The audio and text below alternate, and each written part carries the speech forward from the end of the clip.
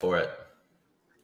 Good morning. Welcome to another episode of with Uplifters, Coffee with Legends. We've got Yves La Rose, a big beard samurai, on the line. I guess the co-founder of the EOS Network Foundation. Probably, I don't know, a little more than a year ago. You've been busting A balls. year and 1 day. Our year anniversary was yesterday. Wow.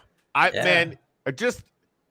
Okay, stopping the show for a minute. The amount you guys have accomplished in the last in 12 months and 24 hours is bonkers. So 24 congratulations. hours, yes. I know how hard you guys work at this.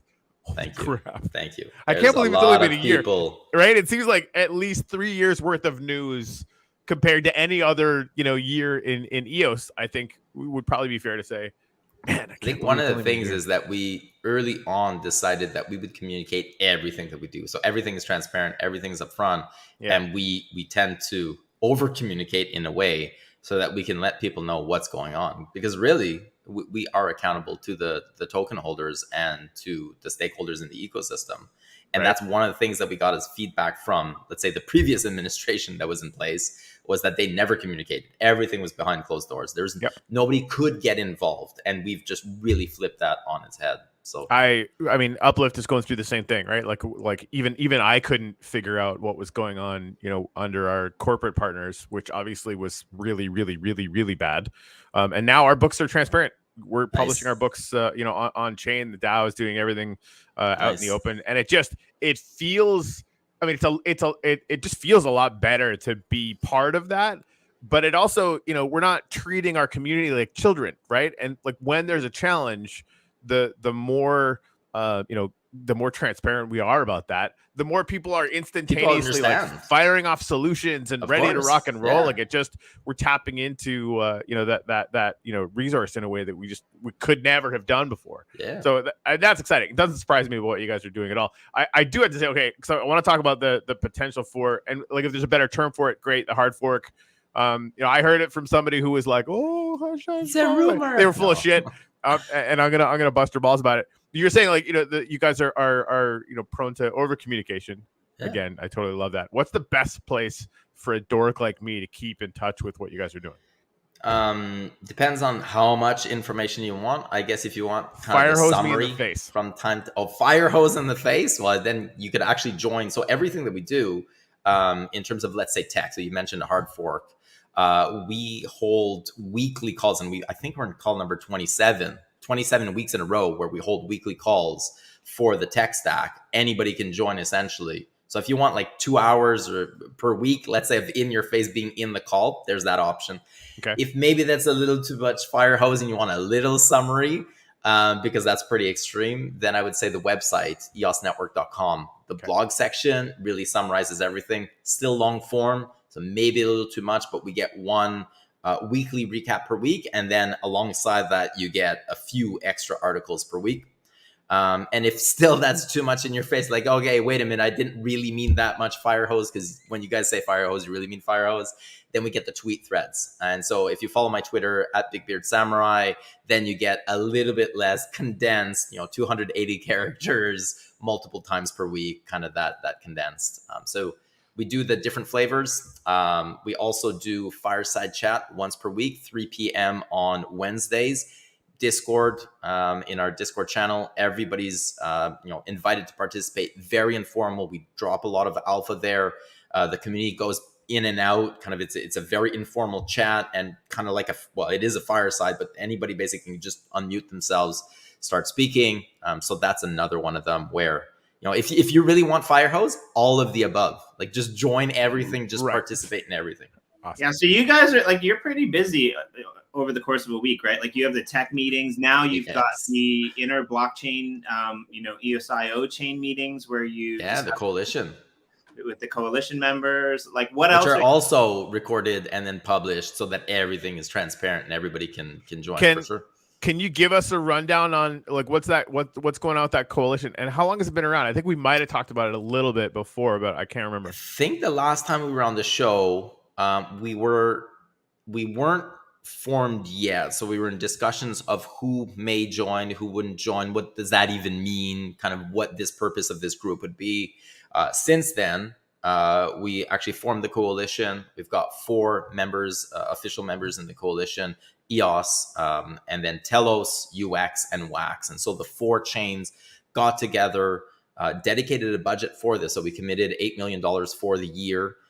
In the pot, we already essentially have $5.8 million that's been allocated pretty much on different priorities that stemmed out of the blue papers that we launched last year when the ENF formed. So we created 4 working groups. I think we talked about that last time. That led to blue papers. The blue papers laid out tons of different priorities that the network could potentially take on. We then started taking that as the coalition, looking at what in there maybe was common to everybody. Also noticed that certain things weren't in those blue papers. So we added extra items, came up with a list of top 22 priorities. And then we started basically assigning them a rank, ordering them, going to RFPs. And we just recently, actually this week, fresh off the plate, we signed the IBC faster finality bid that is going to the UX team.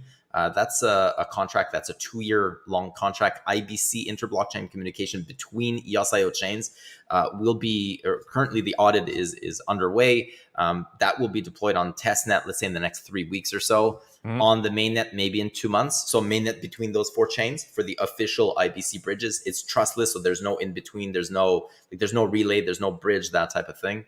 Right. So that came out from that faster finality over a period of time. SDKs allocated to Greymass. They'll be working on that, facilitate the developer experience, ultimately the end user experience, just kind of close those gaps that existed where it just makes it so much easier for people to deploy on our respective chains. Antelope now. So we rebranded from EOS.io to Antelope. There you go on screen. So part of the work that the coalition did was this. And so we now move forward with a new tech stack code name. That also led to, over the last couple of months, we just released 2 days ago now, Leap 3.1. So the first iteration of Antelope, basically what would have been EOS.io 3.1, which then became Mandel 3.1, which now is rebranded to Leap 3.1.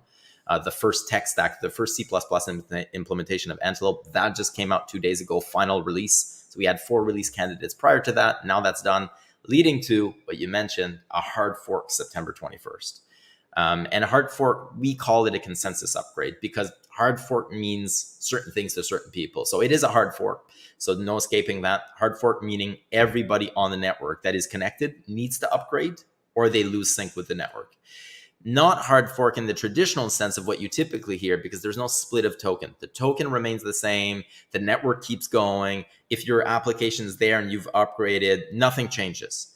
That is one of the features of Antelope. The underlying tech stack, the idea is that you can upgrade. Think of it like Windows needs to upgrade. You don't need to format, reinstall Windows, and kind of load everything new. You just upgrade. That is one of the functions of Antelope. You can just upgrade, but it is a hard fork because everybody needs to do it. And we've, so these calls with the coalition, these calls with Leap, the organization, or I guess the upgrade to Leap, have been ongoing now for, I think it's 27 weeks. I think there are 27 and 28 weeks.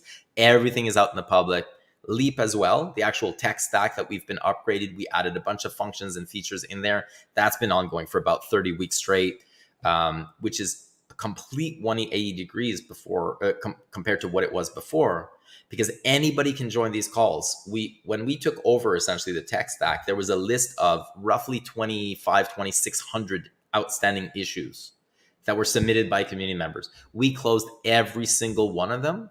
And then because we started doing that, people noticed, or I guess developers noticed and stakeholders noticed, they're actually taking care of this. So they started adding more and adding more and adding more. So now we have a system where people can submit issues, they get addressed. They submit PRs, they get reviewed. There's back and forth. If there's anything, they get merged. That never happened before in the existence of Antelope for the last 4 years, previously EOS.io. And if they can't do PRs, then they can submit issues or they can work with us. Basically, everything is out in the open. So we've seen a huge resurgence in development on the core tech stack. And you can go see in GitHub, the amount of committers and the amount of commits is just ballooning, very similarly to, let's say, 2 to 3 years ago. So it's complete. It does. Complete It reminds me of the ethos that got my attention for EOS in the first place. Yeah.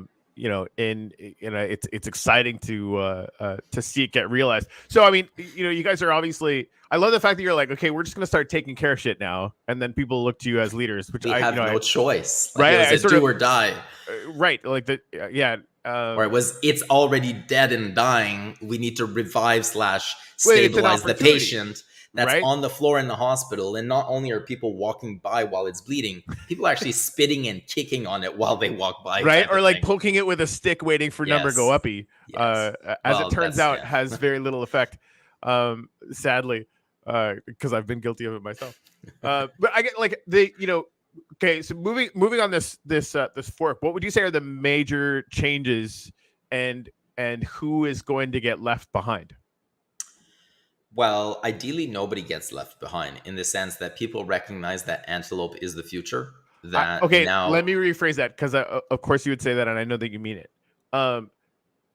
Is there anything that is in the governance or any part of this evolution where there may be stakeholders from the old version that are not incentivized to join in with the new one? I would imagine that Bullish is not going to be upgrading. I would imagine that they're going to continue running the Block 1 tech stack, which, by the way, was archived 2 weeks ago. So that is like the final stake in the coffin. They are officially. So last year, one of the reasons why we launched the ENF is because we noticed GitHub literally had zero activity as of June, type of thing. Yeah. And we recognized that we need to get something done. Well, 2 weeks ago, symbolically, nothing had happened in that repo and all of those repos. Symbolically, they archived them 2 weeks ago. It wouldn't surprise me that Bullish will not upgrade to Antelope. It would be great because, we will support them. The coalition, when it originally formed, we did invite Bullish at the table. We invited Voice at the table. So anybody can participate. We really don't discriminate in that sense. Realistically, I doubt they'll upgrade, but it would be great if they did. Yeah, no, it makes sense. I mean, like just the idea. I mean, how many times have we had this conversation, right? Like we're gonna take in $4 billion and then we're gonna build a bunch of blockchain stuff. Oh, you're gonna use that EOS thing? No. All right, thanks. Bullish. All right, well, good riddance. But I love your stance on it, though. I mean, if they do come around, and who knows, they very well might. I mean, like this kind of movement and momentum can start creating its own really interesting context where they might decide to want to actually be part of this bigger system. It really seems to me that, like, if you're not a bank or a big Wall Street firm that wants to play circle jerk with Bitcoin, they're not interested in talking to you. That really seems like it's the sense. And like any exposure to normal blockchain, I mean, they very clearly don't. They're not really interested, in any of that. But if they are, Antelope is better, badder, faster than EOS EOS. I mean, just there's been a year's worth of work on it, right? So if you're going to be using one, might as well use the other and get, I guess, the performance, the extra features, the functionalities, all the improvements that we've added and that we will continue to add, right? So it's kind of, if you're just going to hold on to a grudge or something like that, you're shooting yourself. Right. Well, and thank you for self-selecting out. So I guess on the improvement side, what are some of the features that, I mean, like, obviously bigger, badder, better, faster seems like the kind of core thing.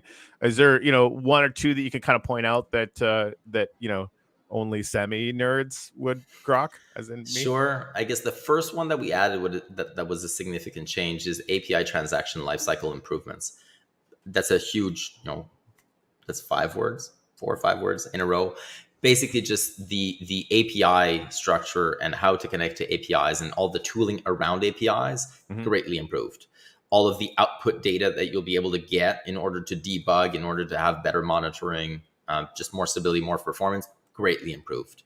And so a big thing that we've been focusing on as our motto and what we've been working on is trying to make EOS easier, much easier.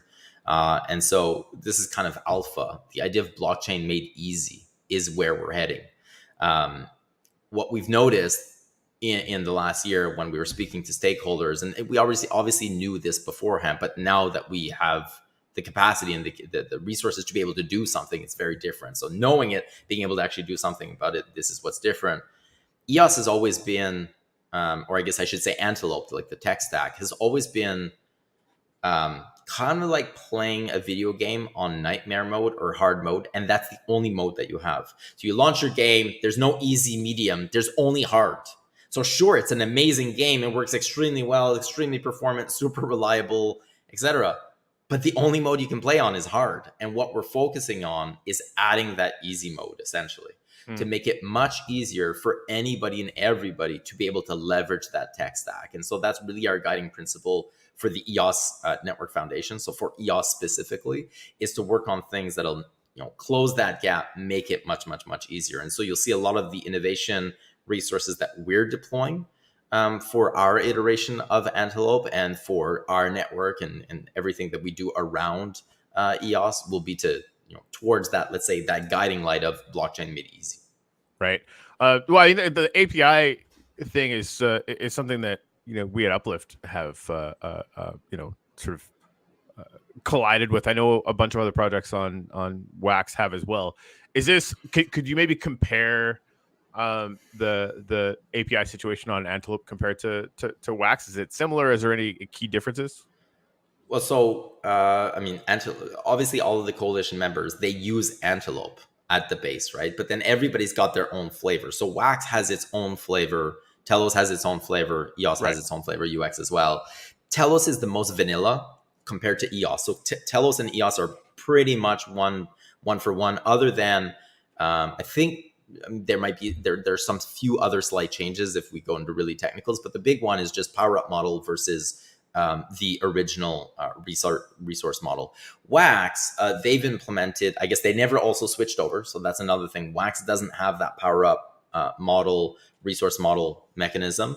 And they've abstracted a lot of that away in general, the resources through Wax Cloud Wallet. Originally, now obviously things have changed over a period of time, but where they really shine, where Wax really shined, was that user onboarding through the Wax Cloud Wallet, right? Because Wax is an entity. They essentially have their foundation from the get-go, right? This is what's really different. EOS was very decentralized. It had no centralized entity. Sure, it had one that was non-existent, but it never had that community decentralized entity that could pool resources and effectively make things a little bit more efficient. They had a centralized Wax beneficiary, but not anyone interested in doing any work. Yes, exactly. So Wax has that from the beginning, and that really is one of the key pieces that they have. It's that facilitation of entry into the ecosystem through Wax Cloud Wallet, having custodian wallet, having integration with fiat on ramp, off ramp, just that whole web authentication as well. Just everything from there is easy, and EOS doesn't have that. I would say that's one of the largest differences. But behind all of this, Antelope powers everything. So the underlying tech stack is pretty much the same. Other key difference, I guess, is the implementation of DPoS. So we're all running DPoS, but the way we implement that DPoS is different. So EOS is very vanilla token weight. Telos launched with same method, but they capped the accounts at 40,000 Telos to start off with. So they really kind of flattened out the curve originally at launch. Now everything has changed since then, but that was the onset. And Wax, because they have that, essentially that it's not a foundation, but they have that Wax business side of things, or it's kind of a federated chain.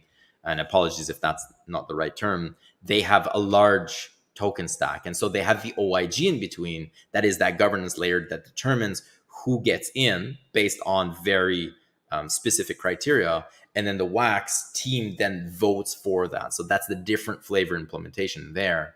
It's kind of that filter in between. But originally, or I guess ultimately, we're pretty much all the same. All the bones are the same. All the the major key pieces are all the same.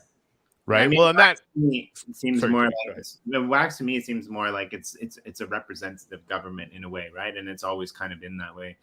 I wanted to ask too, because I just kind of going off of my own assumptions on this, and I could be potentially wrong, but it kind of seems to me, with all of these recent upgrades, what's been happening over the course of the last few months with the coalition and things like that, that the blockchain, like the EOS quote unquote blockchain has kind of ported away from the idea of in Block One's dying days all of the hardcore EOS people were like, oh yeah, we can use this as a second layer solution for all the other blockchains that don't work, right? And it kind of seems like now with all of the block producers and all of these projects, that they're coming out and they're actually trying to, build something that non-blockchain people would be interested in using. I think we saw a lot of this with Nathan James when he came in and he started doing a bunch of research.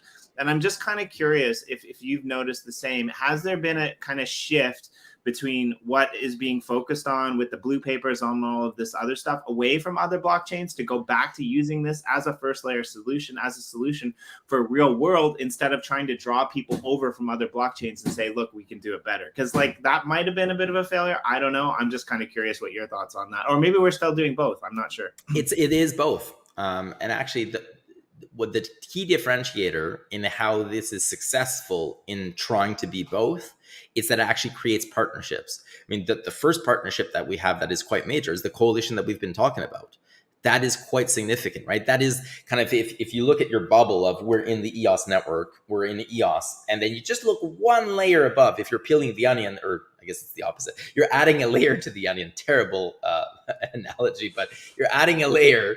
Then the first layer all around that was EOS.io, or in this case now it's Antelope, the Antelope ecosystem. We didn't even have allies there, and neither did anybody else. Basically, everybody's kind of was playing their own sandpit. We're like, this makes no sense. Let's work together. Sure, we are competitors. Sure, we have our own flavors of, and we've got our own business value propositions that we're trying to create. But ultimately, we're really, really close to one another. We should be working together, pooling resources, pooling ideas, and actually trying to essentially go at it together as much as possible. And that is completely different, right? So when I say yes and no, part of it is, yes, we are all layer ones and we want to remain that layer one and attract the developers and all the token holders, the businesses, etc., to build on that layer one. But no, at the same time, because we want to do that partnership and we want to leverage one another. And then one layer more in my silly onion analogy. So I'm not peeling the onion, I'm adding layers to the onion. Then one layer after that, it's partnerships outside of the EOS.io, which are also starting to form as well, where people now are starting to recognize, and I keep saying EOS.io for you guys, let's call it Antelope. Outside of Antelope, that extra layer of then, hey, look what Antelope can offer your chain. And we're seeing that through EVM, for example, that we are working on, that Telos already had. We're seeing that through other initiatives that we're working on, which is now doing some outreach to other chains, either for bridges, and or for partnerships at the more investment level type of thing. And so we're seeing people now look into Antelope, and then more specifically then the layers of the onion are peeling off, more specifically into EOS, and seeing that it can be an L2 potential for them to open doors for maybe their the bottlenecks that they're facing. But from EOS, we still remain a layer one, opening up our doors to others. But the key difference is making those partnerships. Originally, and for the last, let's say, 4 years, EOS played in its own sandbox. It didn't play nice. It's like it never went to kindergarten. It never learned how to make friends and play in this silly sandbox with other people. So it couldn't share toys. It thought it was the best. It just didn't get the reality in the face of, you need to actually work with others. Other people are doing amazing stuff too. We can help each other out. We don't need to be by ourselves. And that's, I think, the biggest 180 degrees. It might even be worse than that, because again, I know a lot of people in EOS that I like, that I respect. But one of the biggest problems in EOS, I think, even within just the EOS ecosystem, there were some really brilliant people building some amazing shit, but they didn't talk to anyone else in the ecosystem, right? They didn't share any of that information. So everyone was basically building their own castle from the ground up, right, in the ecosystem itself, right? And so that was kind of problematic. But I like that analogy, right? I like the idea of adding layers to the onion, because I mean, why would you not want to stop the crying? But I think it's interesting. I keep harping on Corey about this, because what I'm most excited about is the uplift, because I think it's ridiculous that we have one NFT that only has one use case, right? We have people like watches. That's cool. Wear a watch for fashion. You don't wear a watch because you want to know the time. You have the time in your pocket on, a device that connects. I actually wear a watch just for time. I don't care about the fashion part. I'm sorry, but like, you know, sometimes I don't want to be rude. I don't want to look at my phone, but looking at the watch, it's like it's purpose driven. I'm not That's the checking most my Canadian messages. answer I've heard to the watch question I think I've ever heard. Okay, yeah. Really So I apologize now. It's really just functional. That's all it is. It's not even cool. It's just for time. I feel really bad for being watches now. But like yeah, like I think like for me, what I'm really excited to see about the Uplift is the fact that we can have one NFT that will plug into multiple platforms, right? And so I like the idea that, like, you know, Antelope with these 4 blockchains that have kind of like set the standard are going to be, you know, doing multiple things, positioning themselves, I think, probably in the history of those chains and what those chains built to appeal to different people, to appeal to different projects. And the fact that they're all there in the coalition working together now, I think is really exciting because they're all coming at it from a different angle, right? And like, again, you know, look at somebody like Nathan James, who, you know, was here at the beginning, who was building basically the EOS wallet, working, you know, really hard, not getting the funding. Only way to actually connect to EOS for the longest time. Yeah, it's like right? so crucial.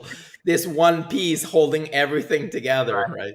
Not getting the funding, not being able to do what they wanted to do, and then moving over to Ultra, right, and becoming part of that team, and now coming back to, you know, the EOS ecosystem, you know, as I forget what the title is because that's a long 5 words. Director of Developer Relations. Yeah. Right. Yeah. So, but that's amazing, right? And so you're seeing all this talent come back. I kind of got off on a little tangent there, but I'm excited. That's all I wanted to say. I'm excited. Thanks. The one thing we hear throughout when we speak to people that either are joining the ENF or coming back to the ecosystem. So there's a lot of new people coming in, but those coming back, those that have left, like you said, the one thing that we keep hearing is this idea of unfinished business. People join EOS, and Corey, you mentioned that earlier. Like there's something that attracted people to EOS in the first place, and this is what we've spent the last year doing. What are the commonalities of why people came to EOS? Yep. Let's work on that. And it's that sense of unfinished business of people who chose to come here for a particular reason, and they got catfished or they got blocked at every turn, and they have this sense that I could have done this and I wanted to do this and I was in the position to do this, but for whatever reason I wasn't able to, and now the system is opened up in a way that I can do that again. There's a chance for me to actually fill that role. And that is the one thing that we hear throughout, is that idea. And then alongside this comes that passion, right? This is the thing that you can't buy. This is the thing that is really unique. It's the driver. It's the reason why people wake up in the morning. And that's why there's so much innovation. You mentioned like it's only been a year. It's because a lot of the people working on this have this sense of unfinished business. And when you've got purpose-driven goals and innate, essentially, incentivization outside of the external motivators, that just trumps everything else. And we've got such an amazing team of people within the ENF that have just this passion and this drive that originally brought them here, and then they lost and kind of that flame died out, and now that flame's been relit, and it just drives everything that they do to try and get done what they couldn't do. And in that process, then they're able to actually ship what it is they wanted to do, or they're able to affect the change that they wanted to bring. Then that becomes the catalyst. So it's not, it doesn't remain that driver forever. Then the catalyst becomes whatever it is they're working on, which then just kind of opens up a bunch of new doors. It's magical to see. It's pretty incredible. Like you said, the 1 year feels like forever. At the same time, feels like so much has gone. It flew by. Yeah, no, it definitely. You guys have been. Just changing the game to what I kind of thought it was going to be. Anyway, Jimmy, I got the game dialed up here. So if we should get some gratitudes up on the wall. Eve, you want to go first? Sure. And I have a question about that afterwards, because I heard that the Minecraft servers were being shut down by Minecraft, direction by Microsoft, of no more blockchain. So are we still in the blockchain right now? Yeah, we can't say. So no, we absolutely can. So the adorable thing about what they did is they said, like NFTs are the devil. I'm paraphrasing slightly. Yes. But the specific thing is you basically can't build any Web3 stuff into our client, which is something that we've never done. Gotcha. yeah, no, we're basically like every project that has a multiplayer thing, that you basically have a server, a database that is updated with everyone's regions, yada yada yada, right? We just use NFTs to update our database. Gotcha. And our database is on our side, not on the client side or whatever. So we're fine. But it was extremely inspirational for us to start looking for 2.0, right? It was always the idea to start with Minecraft and bootstrap up, technology over technology, because we don't plan on being around for a couple of years. We plan on being around for dozens of years, right? And like Minecraft is not going to be where the metaverse ends up, certainly. So we're finishing off testing on Mindtest, which is an open source voxel platform where we're going to build Web3 into like every millimeter of that. Like nice. It's going to be entirely proprietary. We're going to own it and control it. And so yeah, I'm honestly, and I'll put this on again. I'm really grateful that Mojang shit the bed on this because it inspired us to move forward a lot faster than what we had originally. And when they say NFTs are the devil, what they mean is what you just explained on where you're going. It's shit. They're going to be competitors and they're going to take market share. 100%. It's the devil. It's they're a competitor. Right. We need to stop this as soon as possible. And honestly, like they should be thinking more in the terms of like we could have been the open source network effect platform for all this to happen. Well, that's what's going to happen, right? Fast forward a year or two, it'll be NFTs are amazing. We welcome the blockchain community. It's like, dude, it'll be too late, right? Because like my test is I think it's going to allow us to, well, as a really simple example, there's hundreds of these that we've outlined, or explored in the last month and a half. We're going to be able to sell animals as NFTs, right? Well, you can't sell any game material because, like, of course, Minecraft wants to have all of that, right? So, we were really careful to always pay attention to the EULA, the end user license agreement. So there's a bunch of things we could have done that we just didn't do. For the main reason, just trying to stay on the good side of this corporation, like the companies and projects that go after open source stuff like Mindtest, and there's others, are going to be able to do so much more, economic experimentation and innovation that, I think Minecraft is going to continue shooting themselves in the dick, in my clearly humble opinion. I think what's interesting about this is we're like, as the Uplift, we're kind of going in the opposite direction of you guys. Because like we started with the super easy game mode because it was already there. It was already pre-built. And now we're able to take that, base and that community that we have and the standards that we have and the story that we have and build it out, right? Like work towards going towards super hard, right? So like, progress in the opposite direction of what you guys are doing with the ENF, which is really exciting, right? So I'm grateful for progress of. Cool. Let's start with Jimmy's. He's grateful for progress. And all capitalized letters, just screaming it out. Yeah. Grateful for progress. Exactly. That's get out of my head. That's exactly what's going on in there. All right, Yves, go ahead. I'm great. So, kind of reflecting, like I said, yesterday was our 1-year anniversary. I'm grateful for those that took the leap, no pun intended, and joined us on this journey. Because it's without everybody's support, this would not have been possible. Like I said, the patient was on the floor. People were walking by, kicking, spitting, poking it with a stick. It was pretty dire. So grateful for those that took the leap and joined us on this journey. That sign's way too small for that. I'm gonna paraphrase that. There you go. That took the leap. Antelope. Yes. I'm good with that. There's a P, an E at the end of envelope if you got one more character. I was gonna try and I'll invent. We'll remove the period. Remove the period. Then you gain one. Keep the hashtag. Remove the period. By all means, will it work? Interestingly enough, that won't actually work. The period will work. It's a double wide character. No. Frickin'. Anyway, no, we're good. Or what if you remove I'm? Just grateful. Grateful for. Because that line is still going to be the same. No, I think we're good. Unless we do this, we can get weird. We can get weird with it. Boink. Even that. Come on now. Boink. Hashtag doesn't work if you don't put a space. Boom. Right. Let's do that. All right. Boom. Awesome. Nailed it. Thank you. What are you grateful for? Really good question. Oh man, well, I mean,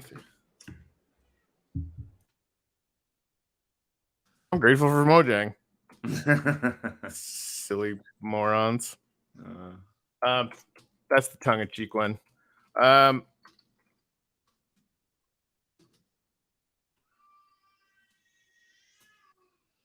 Something people don't know about in his tongue in cheek, he really, like, in the heart of hearts, and in the back of his mind, he's just waiting for the day where he can back into EOS and build a metaverse. That's what he's excited about. He'll never tell you that. He'll never reveal it.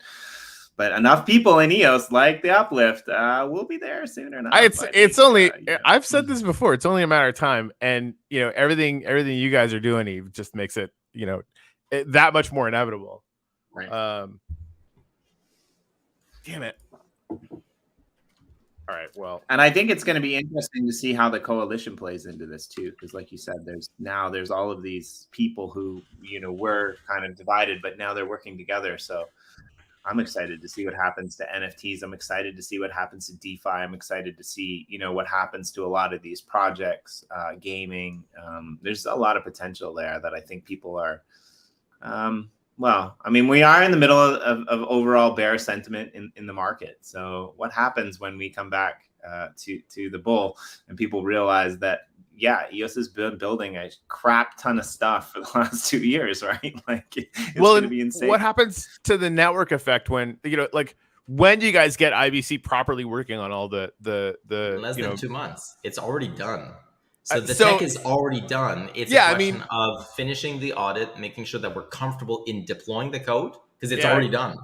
So the deployment is in the next, let's say 3 weeks, when the audit is done on the test nets, and then give about a month of testing on the test nets and making sure everything is good. So maybe end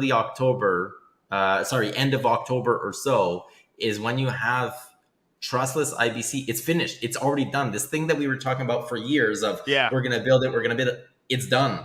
It's literally done. So that means that those 4 coalition members, your NFTs, obviously then there's now the functionality is there. UI needs to be built around that to facilitate the actual function.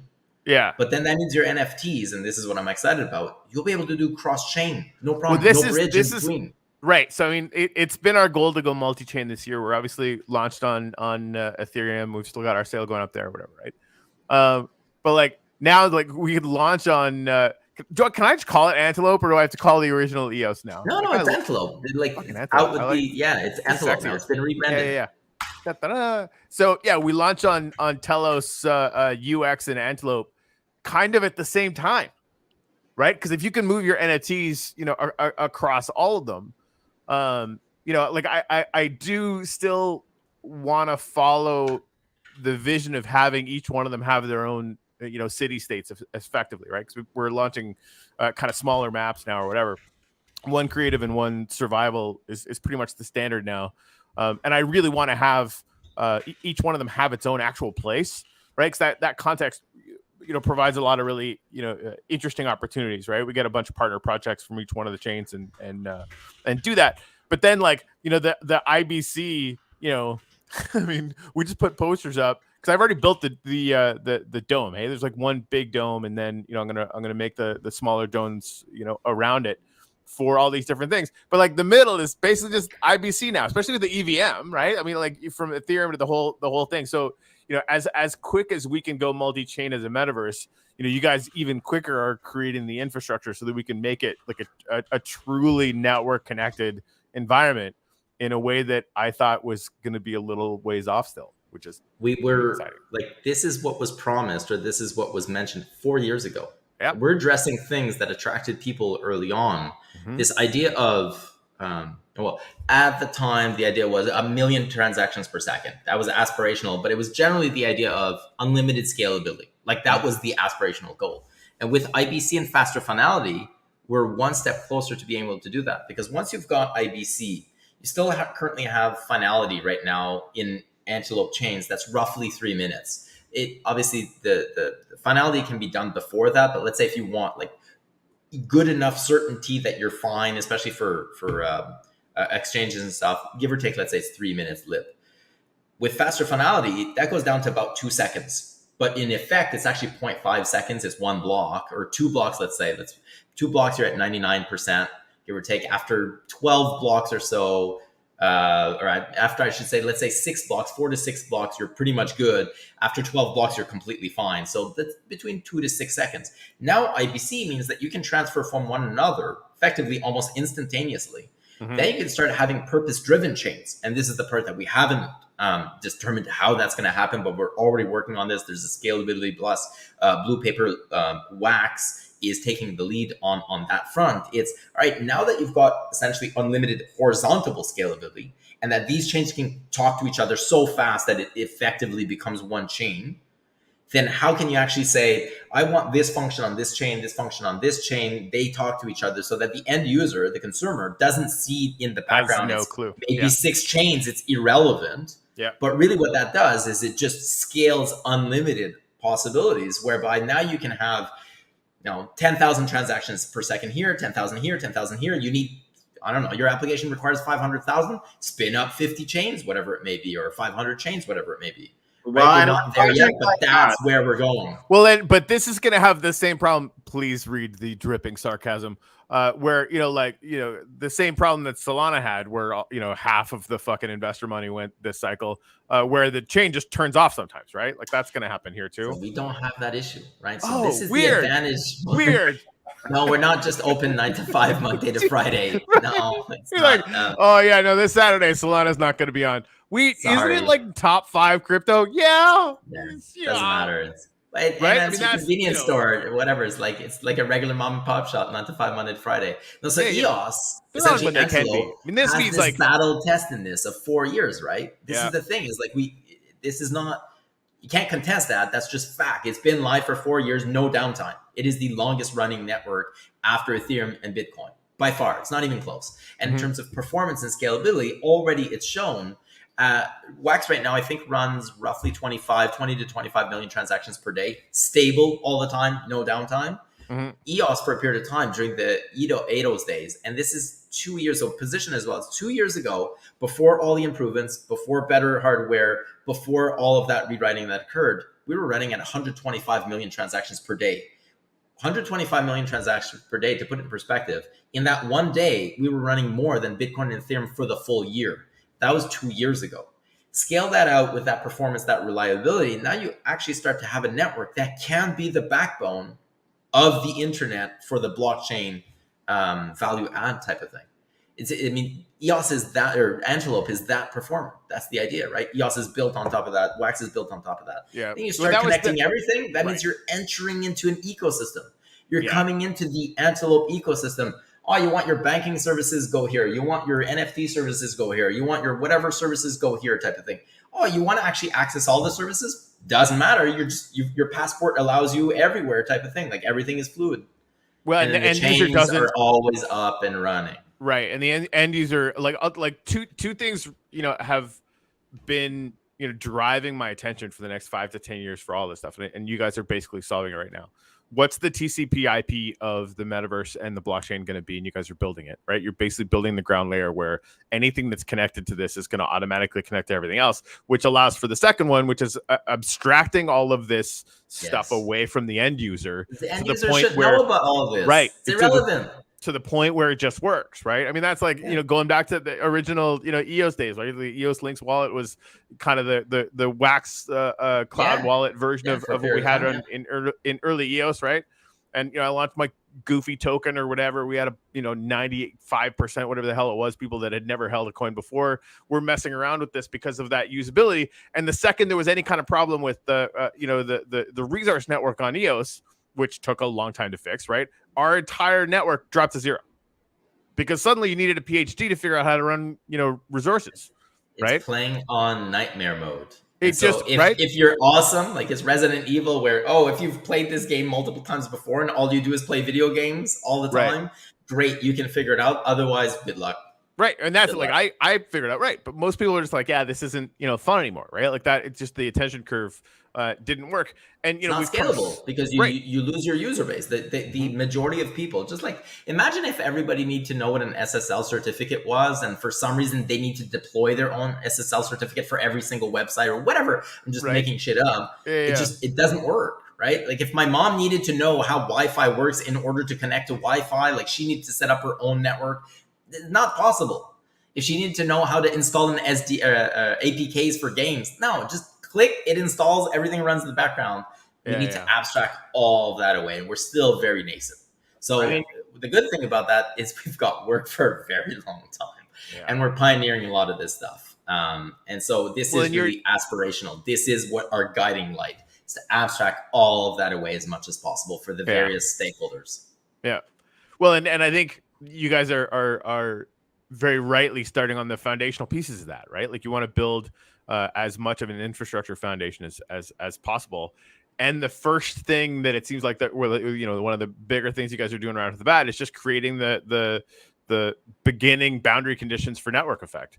I mean, I scream about this as much as humanly possible. If you're not going after network effect, you're done, right? Whether it's metaverse or blockchain or whatever it is, right? I mean, that, if we don't connect as metaverse with as many different, metaverse projects as we possibly can, as good neighbors, creating as many different interconnections as humanly possible, Facebook's just going to win. And that's going to be a boring fucking world to live in. Because you can't compete against that. Right. You can't compete. But you can compete with the power of numbers. You can compete by making allies. You can't compete if you go at this kind of all together. So yes, the network effect and community is all about this. This is the part that our previous administrators failed to understand. Sure, they exited, or they're trying to exit. That's not done. They tried to exit the capital that they raised. What they failed to understand is you could have multiplied that X times. You had everything in place. You had the tech, you had the treasury, you had the community. And the community, it's all about the community. You had thousands and tens of thousands and hundreds of thousands of people that were backing you in your corner. Like they were cheering you on, and they were willing to do anything because they were part of this, and you just lost those. And without that, it doesn't matter what you have here, because you don't have anybody there. And so it's so important. That's part of what our values and philosophies are as well, is to ensure that we reconnect with all of that community and find a place for everybody as much as possible. One of the big things that we've been doing with the different buckets. Once, I mean, they funded somebody on Ethereum once. I mean, but this is where Ethereum is really good at it, right? So they're limited by their tech, but they did an amazing job at creating an ecosystem that involved a bunch of different people, and obviously funding them and creating network effect. They're amazing at that. And this is where other layer ones are also really good at that. They piggybacked off that. They recognize that you need this, which then opens up the door to more funding and stuff. But you need this. This is at the base. Without this, it's worthless. And this is what we've been focused on for a lot of our initiatives, is finding a space so that as much as possible, anybody who wants to contribute, we find a bucket for them. We find a home for them. And as quickly and as efficiently as possible, so that anybody who wants to come and contribute, great, come here. What's your skill set? What do you do? Here's what we need. And we try to find everybody's purpose of what can they do, what does the system need, and what could potentially get funded for, right? And you should know what that is, Jimmy. And now that I'm saying that because the word isn't coming out, I'm drawing a blank. Not Kaizen. Ikigai. Everybody's Ikigai. Like we try to find everybody's, and it's really genuine. What can people contribute that we could somehow compensate them for, that the system needs? If we can find that in as quick or as short a time as possible, as efficiently as possible, then we just grow the base. Like we just have more supporters, more people who genuinely are doing something that they love, that they can get compensated for, that the system needs. That is the goal. And a lot of our initiatives are all about that, as efficiently as possible. I think too, like one of the most fascinating things for me is, on top of all the crap, the amount of people that hung around in the ecosystem to continue building, the amount of block producers that have like side projects that were doing things, that just made it right for the EOS Network Foundation to walk in and be able to kind of correlate everyone together to move forward. Because that community was abandoned, but it never really died, right? It was just kind of there. They didn't really know how to talk to each other. Want to die. Yeah. If there's one superpower when people reach out, it's that this community is the definition of being resilient. Like this community has so much resiliency built in, like it is at the core of the values. That is incredibly powerful. you really can't underestimate people that just don't want to die. They just don't want to die. And then that just drives everything else. And then there's something there, right? So then other people start looking in and why don't they want to die? Like, what's there? And that starts, that is contagious. And people start picking up on that. And then it really is kind of a flame that is at the bottom of everything that exists and that is being done in this ecosystem. It's pretty amazing. And it's pretty amazing to be part of that. I guess if we can go back on the wall again, like that is something that I'm grateful for, is that resiliency of the community. This specific community is, bar none, in my opinion, the most resilient community out there. Well, and I think it goes back to, I think, what brought them there in the first place, right? Like there's suddenly this new blockchain that has an eye towards scaling into the future that we all know is coming, and setting up for what's coming, as opposed to just creating an L2 for Ethereum. And, having that community thing. It's not just like, the sort of plutocratic, if you have money or coming in. No, it's creating ways to do, layer in governance and layer in support and layer in, the ability to actually apply some innovation and creativity or whatever, just attention even, right, to what's going on. And that's the biggest thing that I noticed when we turned Uplift into a DAO, is like just and I was telling somebody yesterday, like, I honestly thought it was going to be like herding cats. I thought it was going to be a pain in the ass. I was fucking wrong. Like, was really obnoxiously wrong. The amount of creativity and drive that has been tapped into our community now, that like every possible answer to like, hey, why aren't you guys doing this? Hey, why haven't you written the proposal for it yourself and put it up there? Right? It's just a different vibe, right? And some people do, and some people shut the fuck up. But I mean, it really does. Like the majority are suddenly into, not always writing them themselves, like something I definitely want to see people do more. But like we now workshop them all in public. Like every time I come up with an idea and make it, it doesn't go anywhere near snapshot.org until I open up the Google Doc to the entire community. Like, beat this up, come up with better ideas, right? Like, enhance it. And every single time the idea gets twice as good, at least, as what I initially put out, just from offering it up to the community, and then we all get to vote on it. And it's just that sense of ownership and community it's unspeakably huge. It's just a really big deal, and is humbling. It's definitely like, I'm honored to be able to be in this position. That is incredible, and it's so humbling to be part of a process like that, and to be able to lead a process like that. Like you said, when you're wrong, that is also incredibly humbling. Yep. That process of, and that transparency that kind of is at the core of everything that we do. It's amazing, and it's humbling to be a part of, because it just transcends everything else. It's just on another level. Yep. I forgot to turn on the comments, and now I just see there's comments. There's a question that was asked, and I kind of want to answer this one, because I only have 3 minutes. I do have to go. Lisa Chandler asks, when your family and friends ask what you do, what do you say?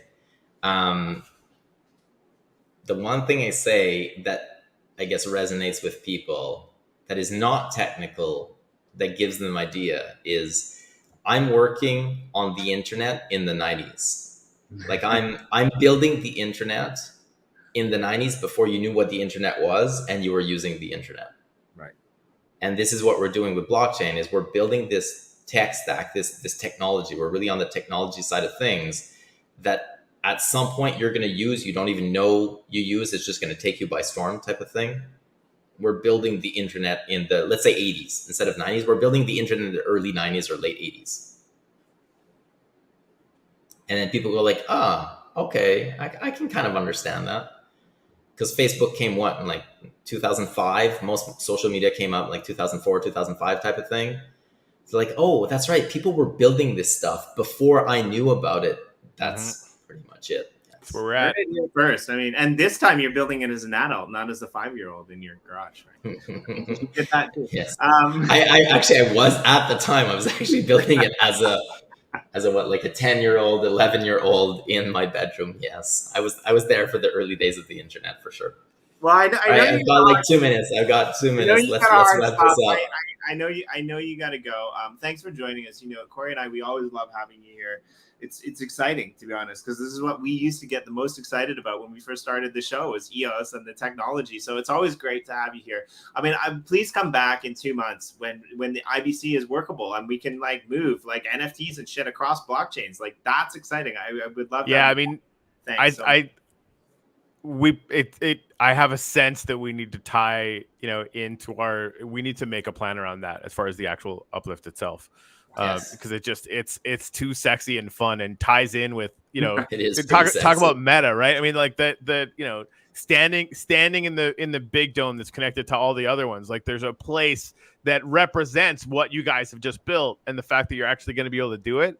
And I'm not going to be able to stop thinking about that until we do something about it. So, Yves, thank you so much for coming on and for sharing all this stuff with us. Having me on. I mean, this show is one of my favorite ones because it's so it's just so relaxed, so chill, it's so cool. I mean, that's the idea, man. Awesome. Just coffee and hang, man. For all of you who tuned in, thank you. We'll see you guys next time.